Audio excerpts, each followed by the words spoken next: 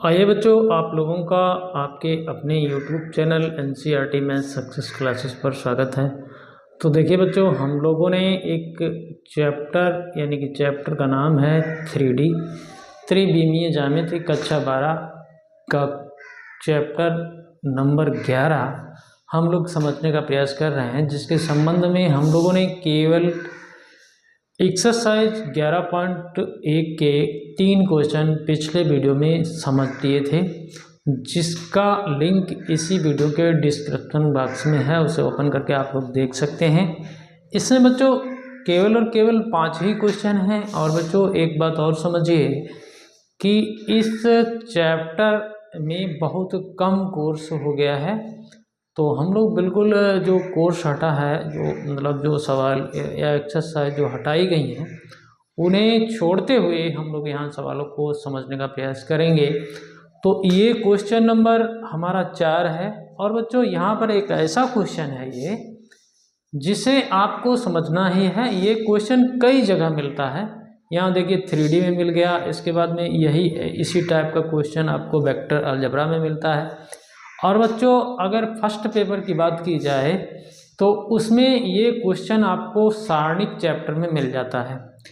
तो देखिए क्वेश्चन की कैटेगरी तो एक ही है, लेकिन इसके लगाने के ढंग अलग अलग हैं। जैसा जिस चैप्टर में है ये क्वेश्चन, उसी चैप्टर की थ्योरी के अकॉर्डिंग, उसी के बेसिक के अकॉर्डिंग हम लोग इसको समझते हैं।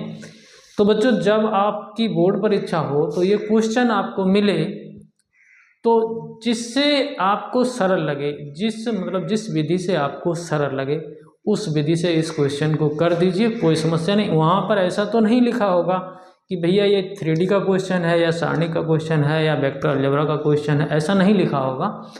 तो वहाँ पर कोई बाउंडेशन नहीं है। आपको जो चीज़ आती हो उससे आप इस क्वेश्चन को हल करें।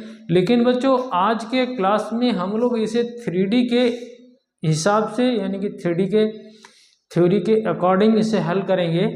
तो देखिए बच्चों ये क्वेश्चन है आपका, ये देखिए क्या लिखा गया है, दर्शाइए कि बिंदु 2, 3, 4 और बच्चों ये माइनस जो भी है ये 5, 8, 7 संरेख हैं। ठीक है, संरेख का मतलब बच्चों होता है कि ये जो बिंदु हैं इनसे त्रिभुज नहीं बन पाएगा। एक ही रेखा में ये बिंदु हैं, तो इसका कॉन्सेप्ट ये है। तो ये दिखाना है, तो कैसे इसको दिखा पाएँ हम लोग 3D की भाषा में। तो बच्चों हम लोग तो देखिए, हम लोग कहीं ना कहीं जो 3 पॉइंट हैं हमारे पास एक ही सीध में होंगे, एक ही सीध में होंगे, ये हमारा कॉन्सेप्ट है, इसी से समझ के चलेंगे। तो माना कि बच्चों ये कहीं ना कहीं एक ही सीध में है, तो एक लाइन को बनाएंगे, एक लाइन मतलब एक रेखा टाइप से बनेगा। सपोज बच्चों ये हमारा ये पहला वाला पॉइंट, इसमें देखिए 2, 3 और 4 है। मान लिया कि ये वाला पॉइंट जो है ये B है, यहाँ पर -1, -2 और 1 है। समझिए बात को। और बच्चों ये जो तीसरा पॉइंट है इसको हमने C कह दिया, तो ये 5 है, ये 8 है और ये 7 है। समझने का आप प्रयास करिए, आपको निश्चित रूप से ये क्वेश्चन समझ में आएगा। तो आपको यहाँ पर भी ये सरल लगेगा। वेक्टर अलजेब्रा में तो इसमें कुछ था ही नहीं। तो वेक्टर अलजेब्रा में बच्चों हम लोग क्या करते थे, हम लोग देखिए वेक्टर अलजेब्रा की बात करें, हम लोग यहाँ पर AB वेक्टर निकाल लेते थे और बच्चों BC वेक्टर निकाल लेते थे और AC वेक्टर निकाल लेते थे। फिर बच्चों इन्हीं AB vector, BC vector, AC vector का परिमाण हम लोग निकाल लेते थे। तो परिमाण का मतलब इसकी दूरी निकल के आ जाती थी, तो BC वेक्टर का परिमाण निकाल लेते थे, AC वेक्टर का परिमाण निकाल लेते थे।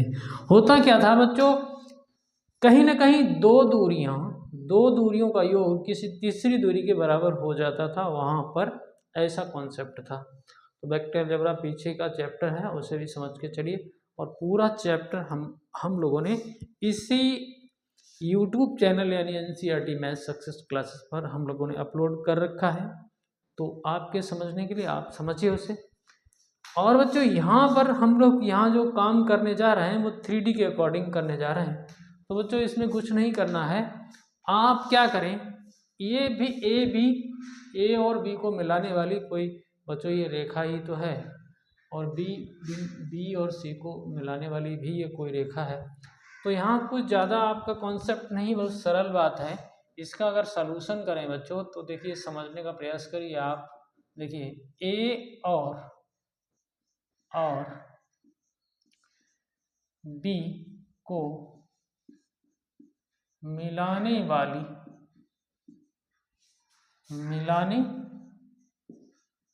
वाली रेखा ही तो है, रेखा के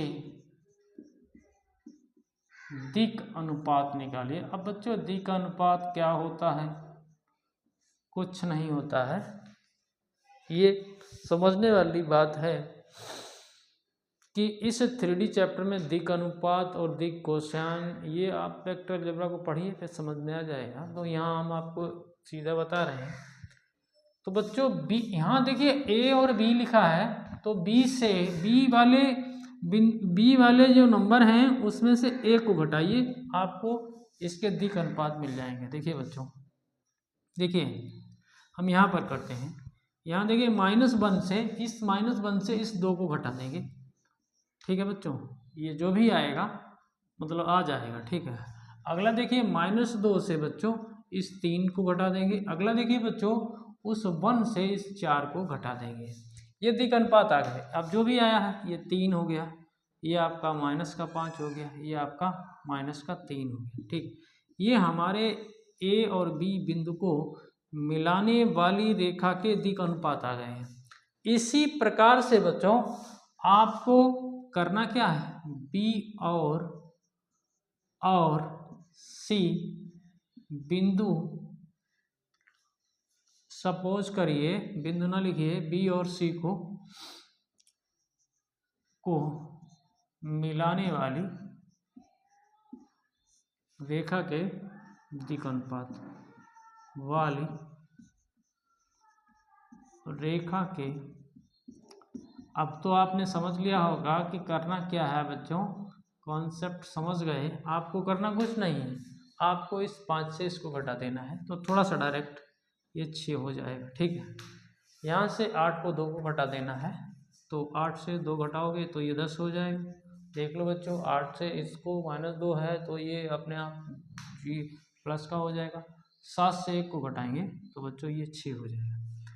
इतना काम करने के बाद में बच्चों आप क्या करेंगे, आप इस ए और सी के भी दिक् अनुपात निकाल लीजिए। ठीक है, तो चलिए बच्चों देखिए क्या करें। देखिए बच्चों,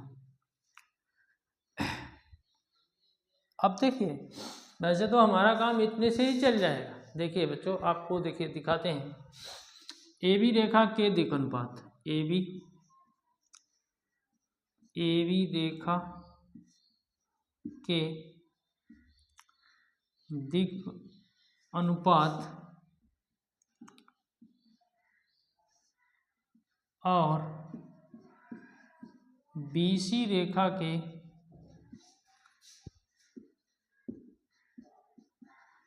दिक् अनुपात देखिए समानुपाती हैं। कैसे? देखिए बच्चों कैसे समानुपाती हैं, तो बच्चों देखिए 3/6 कर दीजिए, 3/6 कर दिया, 5/10 कर दीजिए, 5/10 कर दिया, 3/6 कर दीजिए, 3/6 कर दिया। अब आप देख रहे हैं ये कितना है, 3/6 है। देखिए दिख नहीं रहा होगा आपको 6, तो कुल मिला के हम देख रहे हैं ये सब कितने के बराबर है, 1/2 के बराबर है।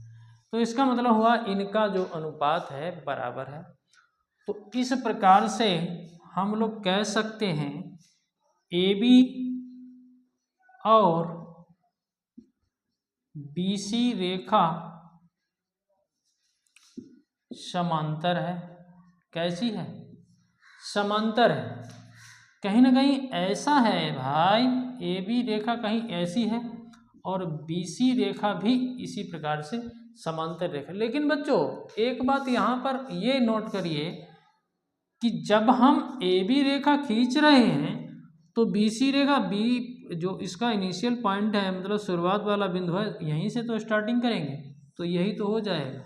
ये यहाँ से देखें तो ये AB हो गया और यहाँ से देखें तो ये BC, यानी कि इसका मतलब हुआ यहाँ पर बी, देखिए दोनों में कॉमन है, हम लोग लिख सकते हैं बी उभयनिष्ठ है।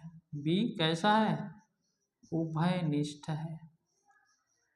तो इसका मतलब हुआ बच्चों ए बी तो हम ले गए यहाँ तक, ठीक है, ये ए बी, सपोज दैट ये ए बी ले गए, और बी सी को खींचने के लिए बस यहीं से स्टार्टिंग करनी है, तभी तो हमारा ये बी सी खींचेगा, क्योंकि बी देखिए दोनों में, यहाँ पर भी बी और यहाँ पर भी दोनों का यही तो बी रहेगा।